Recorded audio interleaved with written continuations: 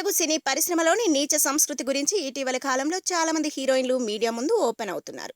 హీరోయిన్లు రాధికా ఆప్టే, అర్చన, మాధవీలత, శృతి హరిహరన్ సినీ పరిశ్రమలో కథానాయకులు ఎదుర్కొంటున్న లైంగిక వేధింపుల గురించి విమర్శలు గుప్పించారు.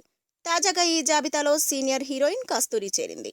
ఒకప్పుడు తెలుగు, తమిళ భాషల్లో బిజీ హీరోయిన్ అయిన కస్తూరి ఆ తర్వాత పెళ్లి చేసుకుని అమెరికా వెళ్లిపోయింది. తాజాగా వ్యక్తిగత కారణాలతో చెన్నై వచ్చిన కస్తూరి ఓ ఆంగ్ల పత్రికకు ఇంటర్వ్యూ ఇచ్చింది.